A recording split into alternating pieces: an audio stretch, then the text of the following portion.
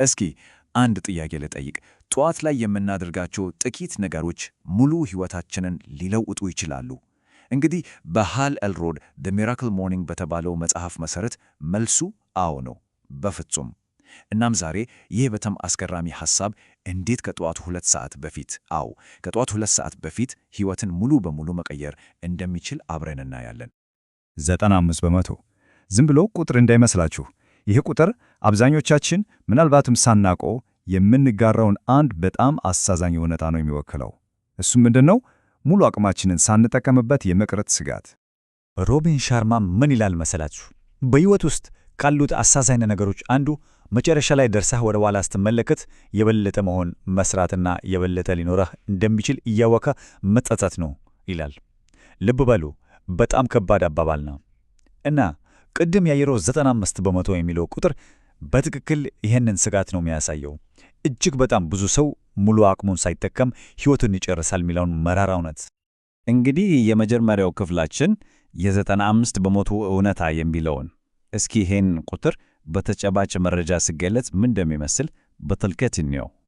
ይኸውላችሁ የማኅበራዊ ዋስትና አስተዳደር አንድ ጥናት አድርጎ ነበር እና ውጤቱ በጣም አስደንጋጭ ነው። እስኪ አስቡት፣ 100 ሰዎችን ለ40 ዓመታት ሙሉ ተከታተሏቸው። ከ40 ዓመት በኋላ ምን ተፈጠረ? ከመቶዎች ውስጥ አምስቱ ብቻ ናቸው የገንዘብ ነፃነትን ያገኙት። የተቀሩት 95ቱስ በሕይወት ዘመናቸው ሁሉ ከገንዘብ ጋር ሲታገሉ ነው የኖሩት። ይህ ነው እንግዲህ የ95 በመቶ እውነታ የምንለው። እሺ፣ አሁን ደግሞ ወደ ሁለተኛው ክፍል እናልፋለን። ይሄ ከተስፋ መቆረጥ የተወለደ የሚል ነው። ያ ማለት ይሄ 95 በመቶ የሚባለው አጠቃላይ እውነታ ለአንድ ሰው እንዴት ግል ቀውስ እንደፈጠረበት እናያለን። የማንን ታሪክ ነው የምናየው? የሃል ኤልሮድን ታሪክ። የሃል ሕይወት እውነት ለመናገር በውጣ ውረድ የተሞላ ነበር። በ1939 አስቡት፣ ከሞት አፋፍ ያደረሰው የመኪና አደጋ አጋጠመው። ግን በሚገርም ሁኔታ ከዛ ደግሞ ስኬታማ ጸሐፊ ሆነ። ሁሉም ነገር የተስተካከለ ይመስል ነበር አይደል? ነገር ግን በ2008 ዓለም አቀፉ የገንዘብ ቀውስ ሲመጣ እሱንም ክፉኛ መታው። እና የሚገርመው ነገር ምን መሰላችሁ? ለሃል በ2008 ያጋጠመው የገንዘብ ውድቀት ከሞት አፋፍ ከተመለሰበት አደጋ የበለጠ ከብዶት ነበር። እንዴት ሊሆን ይችላል? መልሱ ይሄ ነው። ከመኪና አደጋው በኋላ ቤተሰቦቹና ጓደኞቹ ከበውት ነበር፣ ድጋፍ ነበረው። በገንዘብ ቀውሱ ጊዜ ግን ስሜቱ ሙሉ በሙሉ ብቻውን የቀረ ያህል ነበር። የችግሩን ክብደት ለማሳየት ይሄ ቁጥር ብቻ በቂ ነው። $425,000 ዕዳ ውስጥ ነበር። ይሄ ግን ዝም ብሎ የገንዘብ መጠን አልነበርም። የተስፋ መቆረጥ፣ የውድቀት፣ የብቸኝነት ክብደት ነበር። እሺ፣ ወደ ሦስተኛው ክፍል መጥተናል። የሯጭ መገለጥ። ከዚህ ሁሉ ጥልቅ ተስፋ መቆረጥ ውስጥ አንድ ያልተጠበቀ የመፍትሔ ብርሃን ፈነጠቀ። በዚህ ተስፋ መቆረጥ ውስጥ ሆኖ አንድ ጥያቄ አእምሮን መቆጣጠር ጀመረ። ስኬት ማለት የምናሳድደው ነገር ሳይሆን በምንገነባው ማንነት ወደኛ የሚመጣ ነገር ቢሆንስ የሚል እና ይህ ጥያቄ ሁሉንም ነገር ሊለውጥ ነበር። እናም መልሱ የመጣው በሩጫ ላይ ሳለ ከሰማው የጂም ሮን አባባል ነበር። ጂም ሮን ምን አለ? የስኬቴ ደረጃ ከግል እድገቴ ደረጃ አልፎ አልፎ ነው የሚበልጠው። ይህኔ ነው በቃ ልክ እንደ መብረቅ የመጣው። ይሄ አባባል ዘ ሚራክል ሞርኒንግ ለሚባለው ፍልስፍና ሁሉ መሠረት ሆነ። በቃ ሃል እዚህ ላይ አንድ ወሳኝ ነገር ተገነዘበ። የውጭው ዓለሙ የውስጡ ነጸብራቅ እንደሆነ፣ እሱ የሚፈልገውን የደረጃ 10 ስኬት ለማግኘት መጀመሪያ ራሱ ደረጃ 10 የሆነ ማንነት መገንባት እንዳለበት ገባው።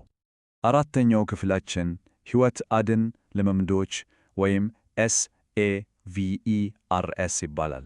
እሺ፣ ሐሳቡ ገብቶታል። ግን ይህንን የግል እድገት በተግባር እንዴት አዋለው? በቃ ከዚህ መገለጥ ተነስቶ አንድ የተደራጀ የጠዋት ልምምድ ፈጠረ። ያው ለዚህ ወሳኝ ሥራ ጊዜ መመደብ ነበረበት። እሺ፣ ማታ ላይ ልሥራው ቢል አይሆንም። ቀኑን ሙሉ ሰርቶ ይደክማል። ከሰዓት በኋላስ? እሱም አይሆንም። በሥራና በሌሎች ጉዳዮች መተመድ አለ። ብዙ ሰበቦች ይኖራሉ። እናም በማስወገድ ሂደት ብቸኛውና ትክክለኛው አማራጭ ጠዋት እንደሆነ ተረዳ። ቀኑ ከመጀመሩ በፊት ምንም አይነት ሰበብና ማስተጓጓያ በሌለበት ሰዓት። እናም የፈጠራቸውን የእነዚህ 6 ልምምዶች የዘ ሚራክል ሞርኒንግ መሠረት ናቸው። በእንግሊዝኛው ምህጻረ ቃል SAVERS ይባላሉ። ሕይወት አድን እንደማለት ነው። እስኪ እንያቸው። ኤስ ለሳይለንስ ወይም ዝምታ ነው፣ ለማሰላሰል እና አእምሮን ለማረጋጋት። ኤ አፍርሜሽንስ ነው ወይም ማረጋገጫዎች በራስ መተማመንን ለመገንባት። ቪ ቪዥዋላይዜሽን ነው በአእምሮ ስኬትን መሳል። ኢ ደግሞ ኤክሰርሳይዝ ወይም የአካል ብቃት እንቅስቃሴ ለኃይል እና ለጉልበት። አር ሪዲንግ ነው ንባብ አዲስ ነገር ለመማር። እና የመጨረሻው ኤስ ስክራይቢንግ ወይም መጻፍ ሐሳብን ለማጥራት እና ለማደራጀት። እሺ አሁን የመጨረሻው ክፍላችን ላይ ደርሰናል። የደረጃ 10 ሕይወት እና ጥያቄው ይሄ ነው። ይሄ ቀላል የሚመስል የጠዋት ልምምድ በእርግጥ ለውጥ አመጣ? መልሱ አዎ። ውጤቱ በጣም አስደናቂ ነበር። ለውጡ ምን ያህል ፈጣንና አስገራሚ እንደነበር ልንገራችሁ። ከ2 ወር ባነሰ ጊዜ ውስጥ አስቡት። ሃል ከነበረበት ዕዳ ሙሉ በሙሉ ወጣ። ገቢውን ከእጥፍ በላይ አሳደገ እና ያ ሁሉ ድብረት በኃይልና በትኩረት ተተካ። እናም ይሄ ያህል የግል መፍትሄ እዛው አልቀረም፣ በፍጥነት ተሰራጨ። መጀመሪያ ለሚያሰለጥኗቸው ደንበኞቹ ነበር ያካፈሏቸው። ከዚያ ግን ሐሳቡ ተስፋፍቶ ብዙም ሳይቆይ በዓለም ዙሪያ በሺዎች የሚቆጠሩ ሰዎችን ሕይወት የሚቀይር ትልቅ ንቅናቄ ሆነ። እስኪ የሌሎችንም ተሞክሮ እንስማ። ለምሳሌ ማይክ ማክደርሞትን ታሪክ እንውሰድ። ይህን ልምምድ ከጀመረ በኋላ ገቢው ከእጥፍ በላይ ጨምሯል። በሕይወቱም ከመቼውም ጊዜ በተሻለ ጤንነት እና ቅርጽ ላይ እንደሚገኝ ነው የሚናገረው። ለውጡ በገንዘብ ላይ ብቻም አይደለም፣ በጤና ላይም ጭምር ነው።